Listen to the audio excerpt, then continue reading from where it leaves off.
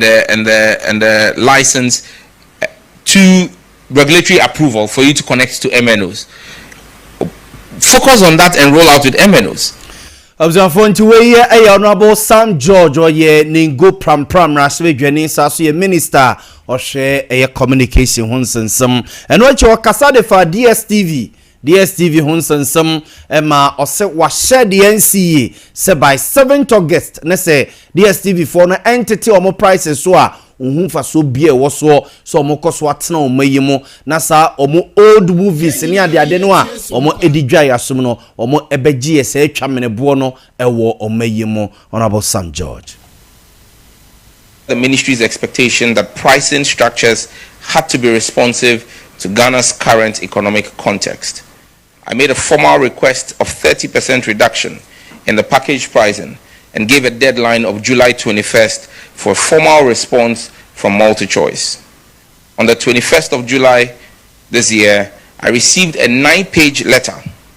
from MultiChoice detailing why they were refusing to reduce their pricing. Their reasons included that the cedi depreciated in the preceding 8 years by 240%, and they claimed that my request for a reduction on the basis of the appreciation of the cedi was unfounded because, in their words, the appreciation of the Ghanaian cedi over the last 6 months has been a fluke which could not be sustainable. And the way Honorable Sam George and Ningo Pram Raswe Jenny or Sasso a communication minister and not yet in Kane. Now, sounds to me a walker at the far DStv for Hono. Almost so much responded to the communication minister and MultiChoice Ghana or more HSA MultiChoice note with concern the recent then dear why brofono tin no more crowd they do baby no MultiChoice for one day shese Ghana economy no ayesi enya economic gains bi ama dollar na ti aba form cedi na nya woden ema inflation no matete aba form no omo se no na enya stable sa enya dia asa etina hwa nti no minister nsem o ka se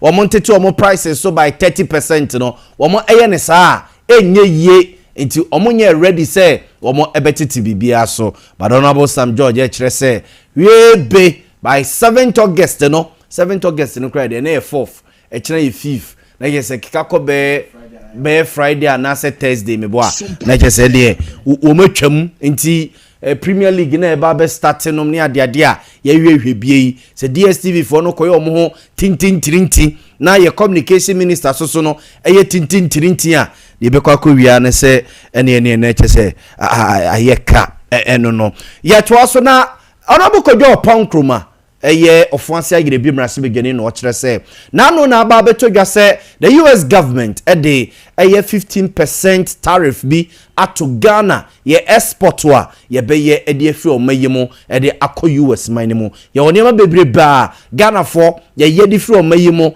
ekọ US ekokoton na US aban no ede sa ato na ba beto Ghana so a se kobase ye de kọ manimo a ye bitua saade no ede ato so na Honorable Kojo Pankroma che say we demand penny John Dramani ma ban no ho yaw pa eno o motete saade we ne nya no nanso o mantu ho na mo anya huhu ena ma kwakowie babia ye duro sese. Despite all this, it's disappointing that despite all the signs being on the wall, we have ended up here where we now have a 15% tariff on Ghanaian exports to the US market.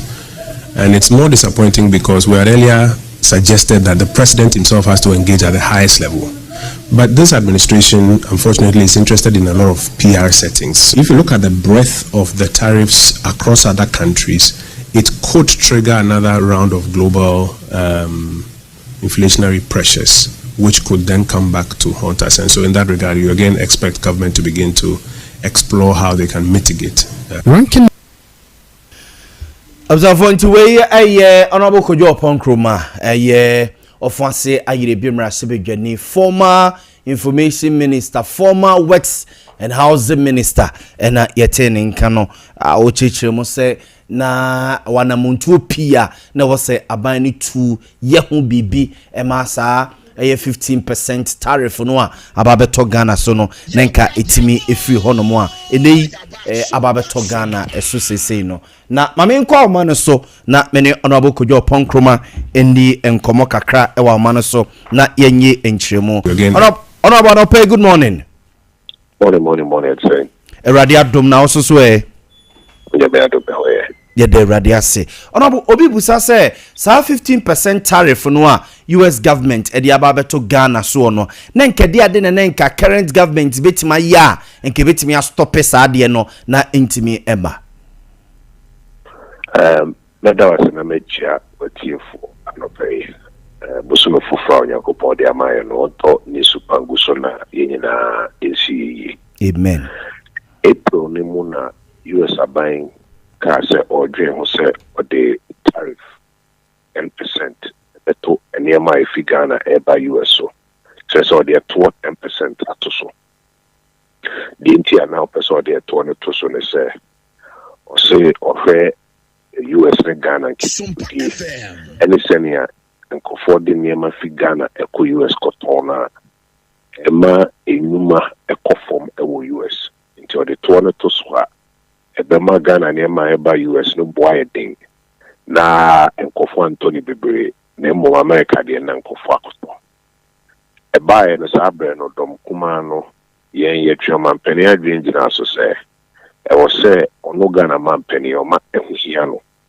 Na nkani mani ya no o fatete fo fe ninia Trump no so ye mampani wa America. Oni ni din kita ho na enka dia person you the 10% babeto so no to so we am paying for agro and obudi enti ono mampani or Ghana ono so free US mampani simple say we okukuna nanka ono mahwe e ho sene obero na ye kan no mampani am fire samo anya say and o say instead so no ankasa ebe ye ho adwuma no o Germany minister for no Inti trade minister ne foreign minister ne ade ono money US ambassador no enhwenye dia by emponanka wa expect say ka minister for ombe ko US ambassador no ne na so ne na kwakodi nkomo se ne yen in diplomatic circles no ankobana sa yo honi hu say foreign minister say no I instruct and as was someone US ambassador say be hu no na ombe chirichiri mu di ntia US aban person mo yesa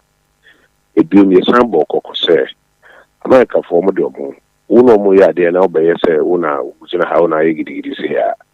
ombe chiro be bia to me wo omo ye sa de na be kai ni na meetings no anko kwesi ade papa bia da mo settings ni propaganda ya na we ye fa ho teku ye chiro US president to say kwade wa to be okaso the 10% na be to Ghana so the 15% na to Ghana so Kinema if Ghana ko US I ko to nyina no to say any border cost for 15% to America. The Susans one say so before this anema na e ko America no yam fa 15% na no so a ye ne ma na be din ye ne ma na bo be din ase ono ne ne ma no so ye ne ma no bo ye din se ono ne ne ma na obi o ko ta de no US no beto sao man for de no to Ghana de no Ekobana sa wonu me kra nema e free Ghana e de ko US kokoton enchi bia no ene mo mo kra de ko no beteso isa so me kwa e boy de e bi de forcing e de ntie de yento a beteso omoteso a nema mienu miensa de bisi ba ko ne se sika anka e de nema kwa mo ne yinya dollar anka yinya de ba no se se so bete onu ma na e ye adwuma wo sa anwuma hodo ni mo a mode eye ne maka ka bi ho ahito kakra bi ho a yi barrier bi ho abode ne ade a de ko America no sa foni na no medjuma sa moma edjuma no eso beti okay so mo so medjuma no so tia na sika kakra nke be bomb to mo dia boni fa ni income so no so be de eso beti ke o so poni we so ani tina na nke ehwe nim so mampani any US mampani be 2 mo and so ankwan ko se hwe 10% no more time and then I could do 15%. Na honorable I too late yentimi and starting common ne bia yen hwe ni mu se ne ma betima sesa I too late cry e won hwe nyi abroad you can ball koko April no hwe nim say maya be fan serious no be banning na ba be din kita okay na nka senior o say ono so say bibi fi wo but I say trade bargain you be kan man on so aka so can you to say oh na nka na mo am fan serious and as so the 15 ato yes Abia Sabre only no koka be ba Sabre de ono kwa na ho den cost ono be negotiate from a position of higher strength because we kind of 15% at also a missed opportunity on say about international diplomacy na enye KK kaka me na me bo edeni adu ye brain ho ase ne ni man hodo no asa bi enya ne de kakra o makoma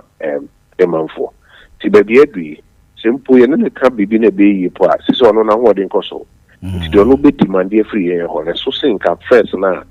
o ka 10% na ye bo aban kokose o mampani me hia no no one kasa no oboko kasa and only say o manya na ba do 15% nti na ko negotiate kra wo ho de wo fom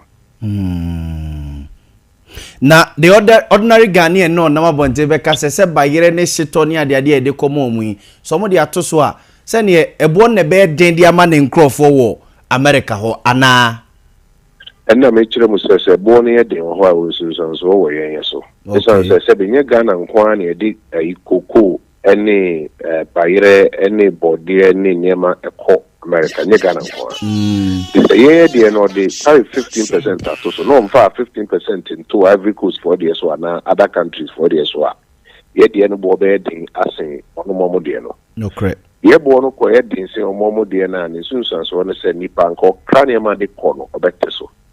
o te so no nko for no mo ye adwuma o Ghana ha se ya mo ye sa adwuma ni na ma ne ma ko ama no no eno so better so omote sa adwuma nti nkofo adwuma be hwe wo omo adwuma hwe wo mo a esu so ba so ne se esika kaka na ba omobotom eno so ebe hwe wo nti nye track ke se ye de mfa ho na obi bayire na so obi gold na obi koko na ne bo be de o America David also so yeah Honorable no pay ma ye na wase Nyankopon onhira so anya adaje amaya no pay okay so me da se pa yo Observe Honorable Kojo Ponkroma ena yene no edi enkomoi oye mrasebe dwani ma adehye wo ofuase ayerebi abaton pesuaso wo apoema ntemu saso ye former information minister saso eye former minister ema works and housing ene yene na kwakodi nkomoi asante ma chen yeni o ya na ho ye nyame adum weekend meni antwa so bia but ma yena amanfo ase ma yenua PK po ne de Patrick Edu na ka se Paul Edu Patrick Edu adofo eba memenda no edutwum so ho ayo Patrick Edutwum adodo na friend PK da amanfo ase adofo ebeja no ne ma meto form ewo kokofu akyeremade memenda no kwesiada PK damase pa yami onhyiramo na onhyirishiramo a de mahwere ewo Patrick Edu PK hu bia no otwedi ampo nyankrompo no onhyɛ manamu emfa ema no asante eniema na yede agu ho no 5G bia ni ho DStv suspension by 7th August and MultiChoice for no DStv for no so responded to the communication minister and Honorable Kojo Ponkroma enkomo yemo boso kakre yeah okay me that's ya kakra me kan say aye minister Sam George and akwatia by election NDC to abanne eyomo candidate primaries yes omo to abanne eyomo candidate to be represent omo ewa akwatia by election na eba so MPP de omo aselect omo yi candidate Asumadu na ejina de ama NPP wo akwatia hono munti ene na NDC eto aba omo yi omo internal primaries no omo yi omo candidate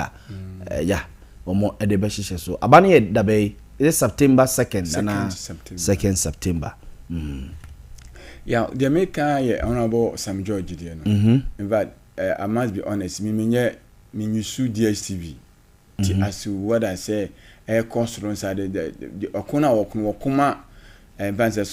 subscribers more DStv directly no mo na okuma mo so mo hwe na se ko a Honorable Sam George ne ko no se emmo ma omon kan winjai but se bebo omo so they should support the minister in this particular course because me kakra me hu ya say Nigeria for na omo subscribe no de mutua no ase omo de no yeah de no so che Nigeria for de na yeah de ne about etua $82 a month and a Nigeria for etua be $20 something dollars and a Liberia etua be is this $60 something a month and I say Botswana etua 50 something and na Eswatini for so etua around $50-60 so and a Ghana de nam $82 okay and as obeka na anu ya DStv for MultiChoice for no etutum 15% wa bra na BBNC omututum mu be 15% wa bra na BBNC yo economic gain de na no mo keka no na wo ho no mo adeda from last year na deba na edada TV no so nti countries na Ghana de was roche omo no and say be the population creka Ghana e do so chen Eswatini even Kumasi e do so chen Eswatini ena nyomu nyina akwa ena nyomu nyina nti by population na ode ya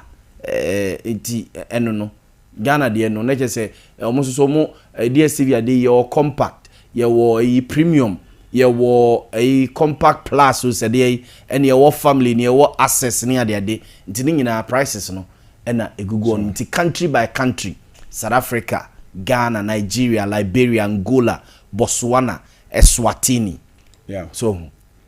Honorable Sam George. Menene ya adwene. Okokompa. Yes. Because me what can almost say to me be o can say omo DStv no hu say Ghana ye city stability no. Yes. Enye ade a betima sustain. Efam ho be. Oh, in the past, more economic. In the past, no, more dollar and city stability and inflation. What I'm not doing, it's a Ghana for and we say city apart from kakra na omo enya impact bia. Then since so papa bia meto omo. Na what me afa ade yi kwosoro omo ka hwe wunti. No cry in business, population is a factor. Nigeria for no do so ntino. Ombenya amude maba from kakra reasonable but we dey transfer to kra the Nigerian government omo parliament nyina kabom esi MultiChoice for no in the end na MultiChoice for any option so omo tete so and e call baby ama e koye twema mentwi between MultiChoice ne the Nigerian government omo twenya and omo say omo ntimi lusu Nigerian market no enema omo te ase tete so ababedru sa point no enti sa de we ya Sam George ye no se ya nye no ya fa political colors ankum na se ye fa ne se o mani nyina both MPP ni NDC nyina ye kabom ye ne MultiChoice for no dia face so a it will force them because they can't also lose the Ghanaian market. Ghana a population ye be 34 million obe lose Ghana market na kwa kofa Eswatini a o me 1.3 million Kumasi do so chain Eswatini oboka kofa Botswana omo ye 2.5 million Kumasi do so chain Botswana oboka kofa Liberia omo ye 5.6 million Angola no mo do so chain ye kakra 37.9 million so Nigeria for the nam 233 million so and South Africa nam 64 million ne ade ya anti de me market na nye ba minister ne kon okono me say subscribers of DStv omo for some omo movie that day ya movie be a friend say omo timi yes anema na yes ade papa ne movie be a omo na namura be a friend apocalypto say dey no mu ye apocalypto anayen kan say apocalypto no mu ye apocalypto say dey na obi a omo pe news ni ade no benya BBC ne so the CNN ne why the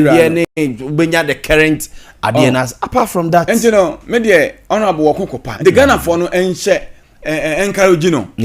na onko because kuna nkunimdie ba say so to be $20 kra na say $15 kra na at your interest say nyame abo na dollar no ani sidi na ho de ne kosra it should reflect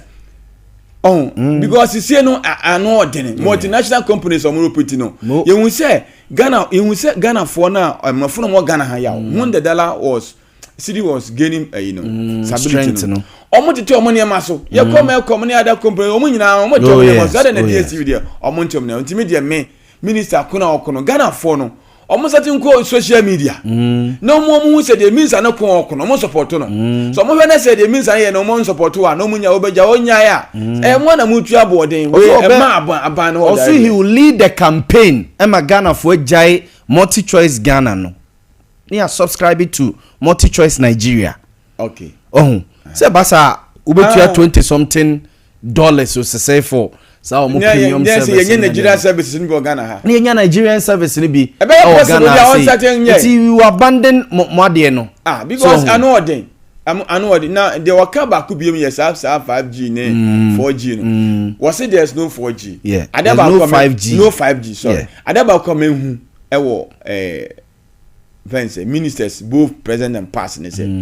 when a current minister makes a statement, the previous administration, that minister comes out to give her or his side of the story. Yes. And to me, expected former minister of communication, which is Honorable Eslausu. No honorable who there was no 5G or there were kind of and I say cry. And a Yaw Boamah who say. And some honorable Sam George can do because there was a speculation of a platform be among 5G enjoy sign but whether they enjoyed or not but no crown me who say honorable team because honorable and some road means because also about team be children site honorable could you come upon so the Java Batuja and maybe that's democracy the first say opposition just say when who nim dia na say alternative suggestion bi a obemia no nti honorable na be kan say there was no 5G no honorable Eslausu brabontina so be chim say there was a 5G na if there was a 5G na bia mo face problem bia ma yihu na emwama bibia etuntwa na another one was honorable kujo upon command Donald Trump by yaw if you are seeing na omo obia abonyanya amfo so ni wiase ko omo obia abonyanya aban ewiase be na oban be na yinya nsunsanso e wa America ne ma omo yes e bia Europe wo na wonfa na asem ko na asem kwa do say akwa so Russia so den e ma wan kra say wa say woni Russia weekend no say Friday ni me say one movie omo submarines mienu ko Russia for na kwa nema waye no man yi mon kasanchire no wanti twi inti de Kenya ha woni wanti twi say inti obi ncheche mu nchire no asem papa so we ye kani twi yes inti Donald Trump de waye inti empanifo wi ase nto mu hu de man ne de ba abo ne say monya Pope Leo 14th one say waye Pope Roman Catholic sumi nyina yi inti papa unu America papa no de Donald Trump oye no ha adwene because fine if there was make us a diplomatic inefficiencies allegedly or in quote by honorable some offenses some kuje tu and trade ministry nukana papa no was in trimu podada you can bear 3 weeks ago 1 month ago about the name begu come say Ghana for tu kwa say na make you say conditions of the begu dwa no wa America no kokra ha enye wakono e na baba to say o ba say o mo de bibi the integrity feel say then they aba say before say ye be ma visa no na also to is this $220 or is it $250 be at to say integrity wise okwa obeba so wa ma ana say wa ma ne ya fiska no like say na mati bibi so de sa de no ba betuto countries ni bi so the way ko work up you the integrity one higher ti dey Donald Trump here no but am for so just say one way crow ka say US visa no so turn $1 million class still am for beto amako omukwa on so be ban so here on na say because Ghana ni okobia na so de ni kai ho say okonyo obi nchen no so akwakotra na obone bra because what is nkonu a wenye begue kuom ne ekwa ne asa baboso me ye ma because one person just say ma ye ma ahun check from we nti Donald Trump ya de oye no aban bi oman bia ni wo ameka say omo ya form ho adi wo Donald Trump nyi ya wo de ba what's at with China uno mukon ya wiye ya na de ba yen ya sebe oman ya free nsusa say Ghana Nigeria sanctions yi wo de bebeto oman bi require restriction I know they just say ye woni pa bi ko e mama nya visa kra ma America ho ompamudin kra te debi obo nkro ukọ this friends Arab countries say Afghanistan Yemen what can say no such nipan womun recession ye dey so act so ban ni a whole lot of international whatever diplomatic issues Donald Trump ni o man ye nti ye hwe say Donald Trump o ma bompa ya ja nyamiti no nko so ni nyamini nkomo na Donald Trump ene ma wo ye no because Russia say Russia no o kana ase waya ne African countries bi e dia boboso na Russia kwete ne BRICS no so no BRICS no so making incursion mati say July we have BRICS we hold another major meeting that BRICS no emo ba bontene wi omo call meeting wi a ensunsan so betimi aba American so for whole lot because every day and day out we omo numbers in the BRICS no kosoro na omo ma amana komuno incentives bi o ha amamfo nya ho da so na say me American airline na say wo the salary station we beto me so a omampanyin no bonse wa fe odon akodon Russia for no enti Donald Trump nyema wo ye bi o ha mo me hwe na ha adwene Orlando ne sports team na so ma free say na omato asanti ekoba the race for positions when PP party ni mu national any regions no yebedi ho nkomo kaka enyasem geto amafoni abre say no mahunu say ye koto presidential no ansa ne yaba beto regional ne national no ye koto presidential no wie na sa wonu do kotwitwi baabi na se nipa no otehwe a wie yaba aji se bia wa omunu say we so strong ewo constituency na sa original ye hunu say da bia kwa no ye ne hwe nye udi enya hwe mane nkosa ejama amanfo ahyase kikiri ne nyi nyasem ketwa Orlando Pirates ne sports team no esum no mato aso de free ase